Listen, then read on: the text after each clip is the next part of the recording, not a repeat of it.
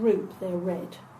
But when it comes to actually their individual stuff, the colour energy varies quite a bit. Now, the common minerals that you've got here on the first page, well, in fact, the ones I've given you are all the minerals. These aren't necessarily the trace minerals. I mean, some of them, like chromium and copper, would be described probably as trace by some people. I mean, the classics, and you get a lot of misinformation with minerals. So, calcium, I would never suggest to somebody who had poor bone density to take calcium on its own. The combination. Yeah, not good. Calcium works with magnesium and it works with vitamin D. And some companies are very sensible.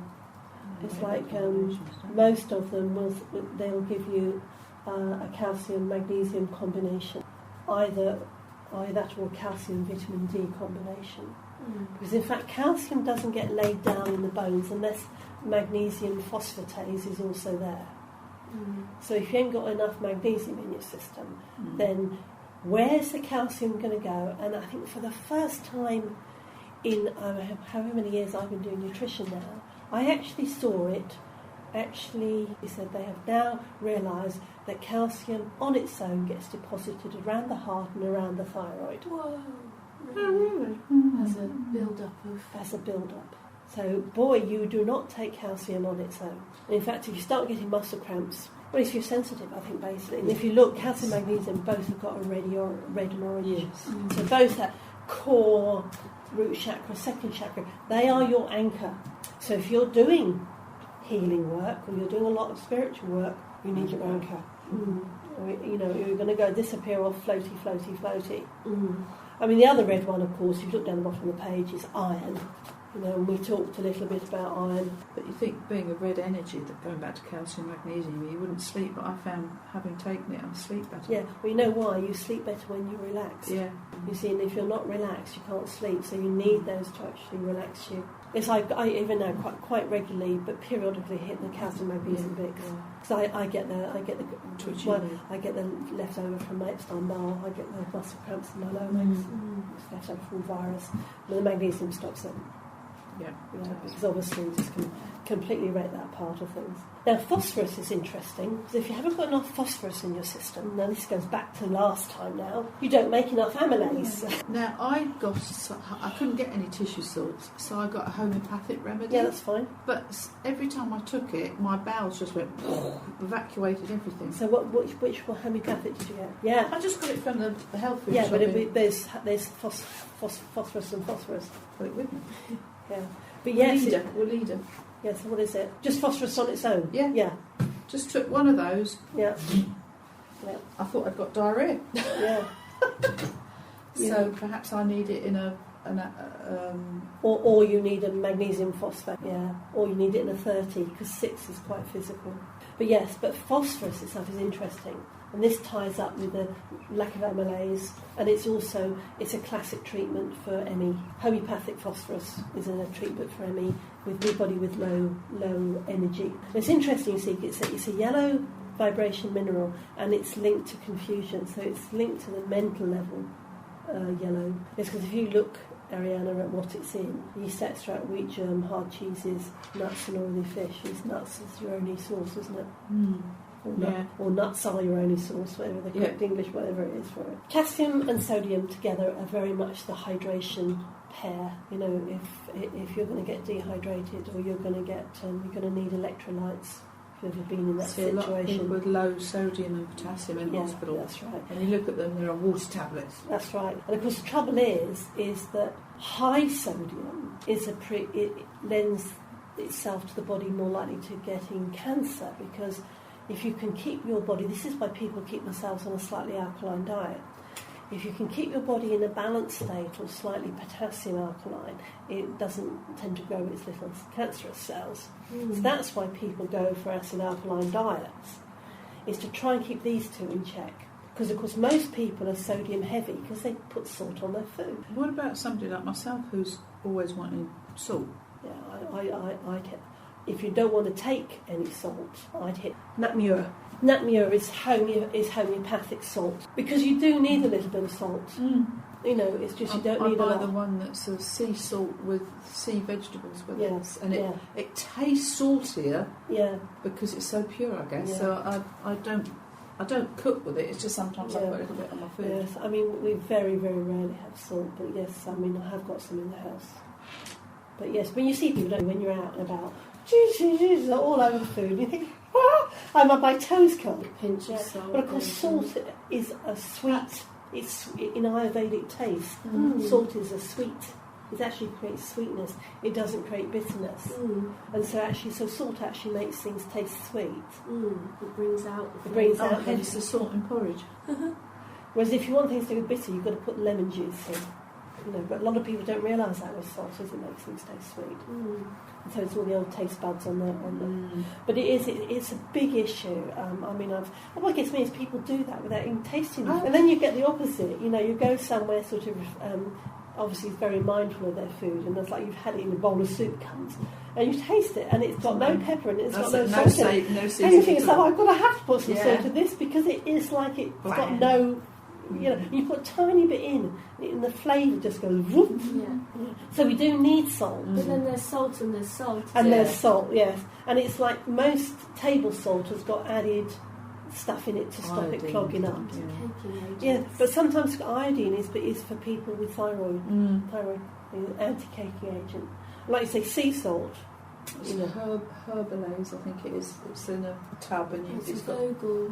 yeah, and it's got all sea Decent, vegetables yeah. and stuff in it. So Yeah, you're getting a good hit of the Well- salt. well, that's it really tastes good. salty, Yeah. but you need less of yeah. it. But I say it's like it's you know it's what is vitamin C, whatever. Mm. There's salt and there's salt. Mm. You know, and it's being aware that they're, and then it's another thing where it's the balance between the two.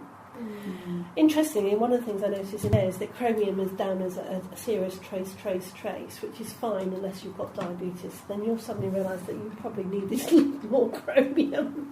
Chromium is seriously yellow vibe, and I found it very easy to remember what chromium was in.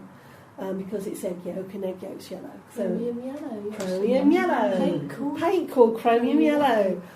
So, but it's interesting. A friend of ours got diagnosed with late onset diabetes, and I said to his wife, "Go and get some chromium." I think it's back on sale now. It went off sale for a while. Take chromium. A type of chromium. It went off sale for Chromium complex. It's got here. Yeah, $10.99. yeah. GTF chromium. Yeah, that's it, GTF chromium. For a while you couldn't get it. When they actually realised that what chromium did, and it actually basically righted a lot of people getting diabetes because they were lacking in chromium, it went off sale for a little while. But now it's back on. I think they still think people have forgotten. But it's something, and it's one of the reasons I added it here, function of pancreas, because it's something to bear in mind with people with late onset diabetes, for them to try taking some chromium supplement. Because sometimes, and in fact this happened with our friend, it fixed it. You see, it actually was chromium low. Once he sorted his chromium out, everything went away. Because it's metabolising better. Yeah, so it's better. That word. Yeah. So copper is orange vibe, and then if you've seen copper, you know it's orange vibe because it's orange. It's one of those trace minerals that helps iron into the system. But it's one of those things that you're better off getting it from your food if you can, rather than getting it as a supplement, because it's one of those things that you can take too much.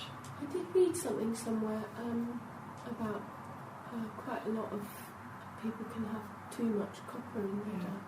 Yeah.